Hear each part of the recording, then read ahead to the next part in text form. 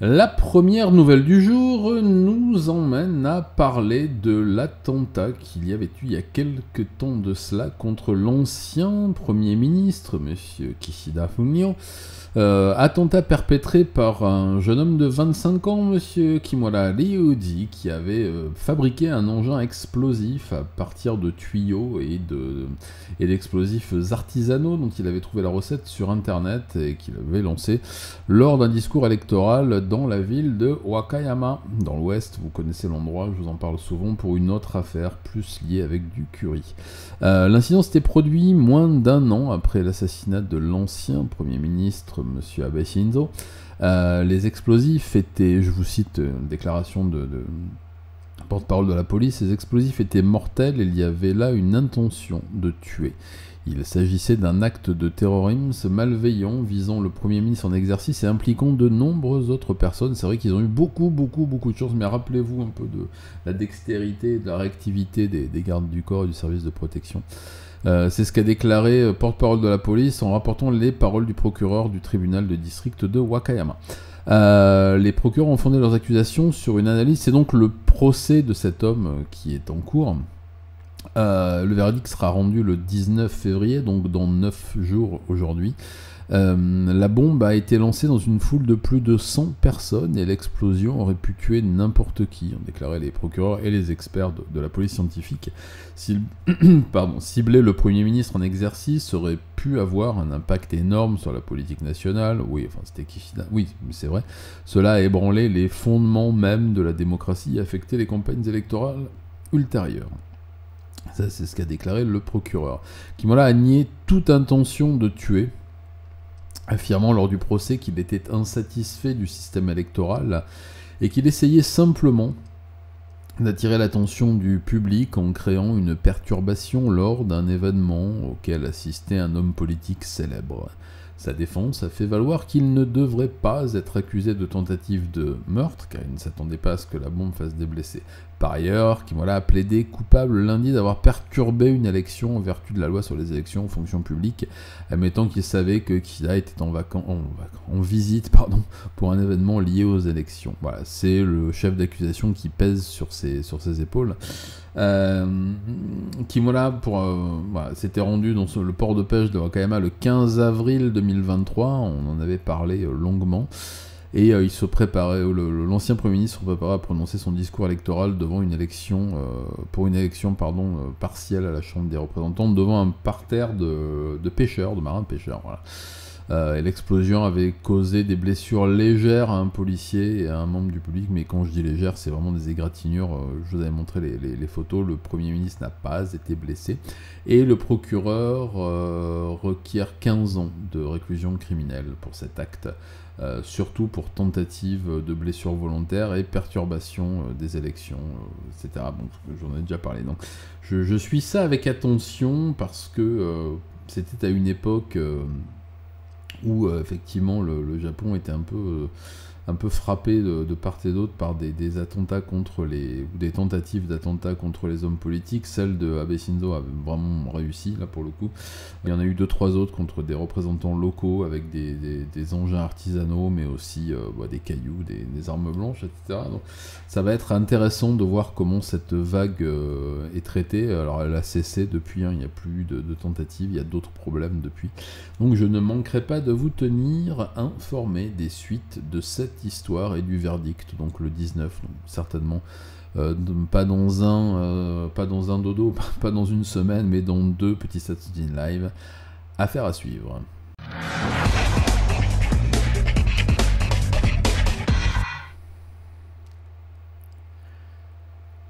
La nouvelle suivante nous conduit à reparler du MeToo Cinéma et du MeToo Japan. Suite à ce dont je vous avais parlé la semaine dernière, eh bien, la journaliste Ito Shiori, qui a réalisé un documentaire qui est nommé aux Oscars, qui détaille sa propre agression S, elle est à nouveau confrontée à un énorme problème qui est celui de la censure et de l'accès qu'on lui refuse au monde du cinéma, de la télévision, de la fiction et de la production média en général.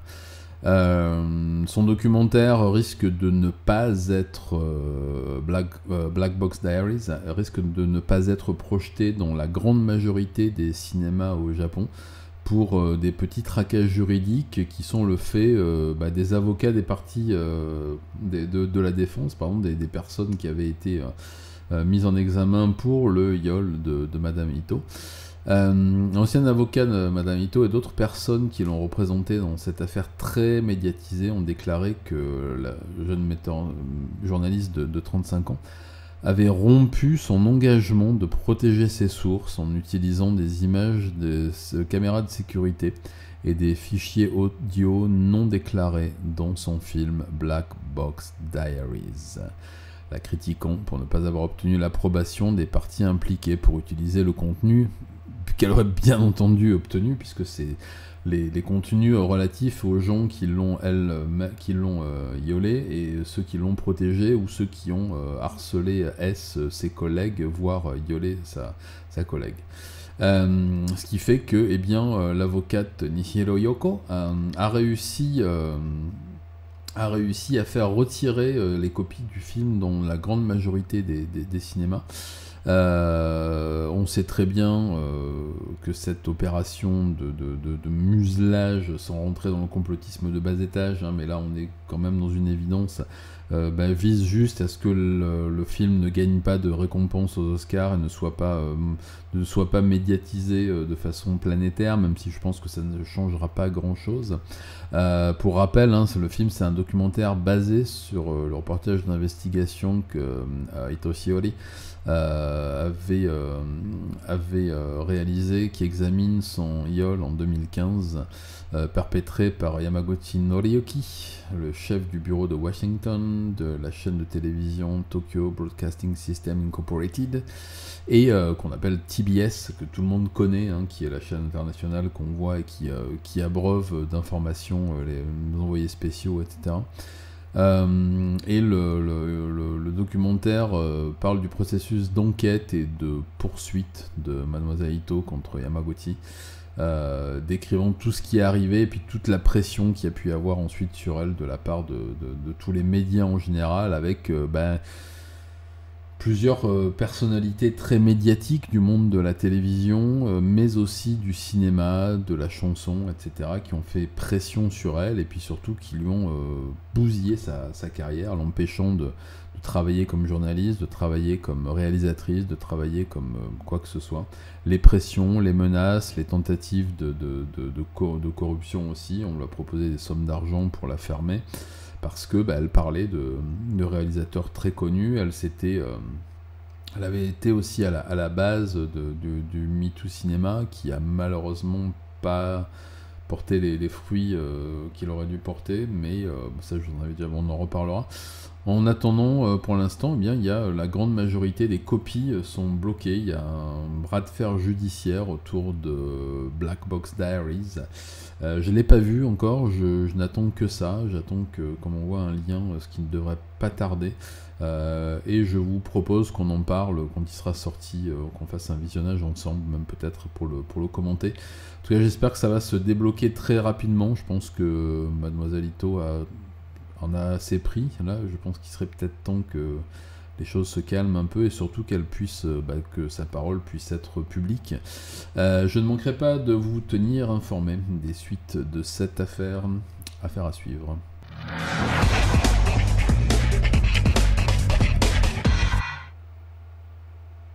La nouvelle suivante nous conduit en Hongrie, et oui, où une ressortissante japonaise dont l'ex-mari irlandais a été arrêté pour suspicion de meurtre après que le corps de cette dame a été retrouvé dans son appartement de Budapest, après qu'elle a signalé une bonne vingtaine de fois des craintes pour sa propre vie suite aux violences répétées de son mari et des amis de son mari.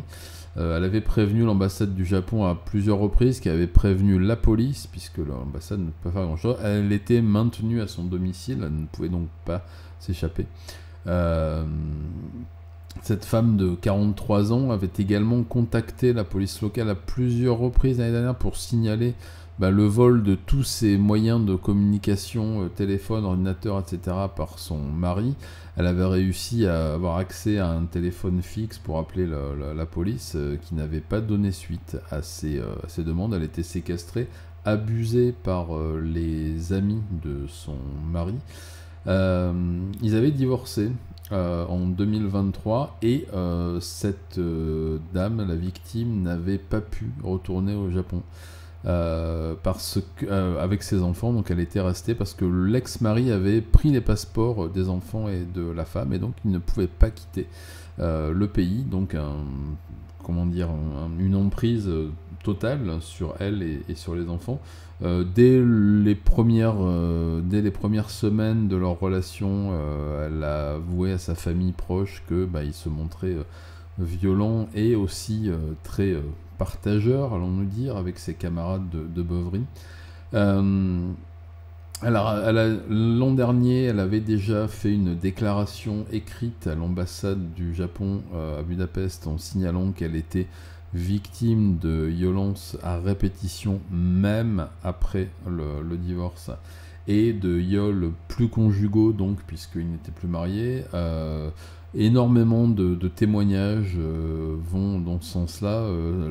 La meilleure amie de la victime a témoigné aussi, une ressortissante japonaise, qu'elle n'avait peur d'engager la discussion avec son ex-mari parce que le deuxième mot était systématiquement un coup de poing ou un coup de pied dans le ventre. Les enfants sont aussi victimes de violences. Il semblerait qu'ils soient pris en charge par la maman du mari meurtrier. Son corps a été retrouvé il y a quelques jours après que son ex-mari a signalé un incendie dans l'appartement qu'elle occupait. Incendie visiblement volontaire pour essayer de camoufler les traces. Les enquêteurs sont partis assez rapidement sur la théorie de l'incendie criminel quand ils ont regardé le dossier pour lequel ils ne sont jamais intervenus, bien entendu, mais il y avait de nombreux signalements. Il a été arrêté avant-hier, enfin, et l'information est arrivée dans les journaux japonais hier, donc c'est pour ça que je ne la relais qu'aujourd'hui. Il a bien sûr nié toutes ces allégations en disant qu'elle avait toujours été très désagréable avec lui, volage, etc. etc. Et le mari irlandais, monsieur Akmir, et j'ai pas son nom de famille, c'est Akmir W, donc je ne sais pas son nom de famille, a nié ces allégations une fois de plus. On pensait initialement que l'incendie avait été causé par le fait qu'elle ait fumé au lit, parce qu'il a raconté qu'elle fumait au lit, que c'était certainement pour ça. Les amis ont signalé qu'elle ne fumait pas, voilà. Bien entendu, il y a eu des déclarations choc de toutes les autorités qui a dit qu'ils s'en occuperaient avec fermeté, toute la fermeté que nécessite cette affaire. Pour l'heure, eh bien, il n'y a pas de déclaration faite de la part du procureur de Budapest. Je regarde un peu sur les médias japonais si quelque chose ressort. En tout cas, c'est vrai que c'est une affaire qui n'est pas sans rappeler celles qui sont déjà celles dont je vous ai déjà parlé dans d'autres pays. Voilà, le changement de civilisation et de société pour certains ressortissants japonais est parfois très compliqué à gérer, surtout dans des conditions pareilles. Je ne manquerai pas de vous tenir informé des suites de cette affaire à suivre.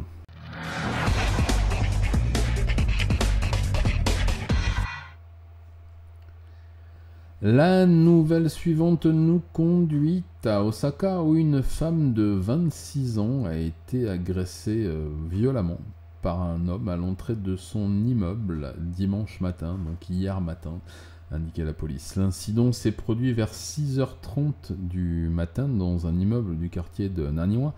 La femme a tout de suite appelé les urgences et a déclaré qu'un homme l'avait attrapée par derrière alors qu'elle sortait sa clé pour déverrouiller la serrure automatique de l'entrée de son étage, de son entrée, pardon.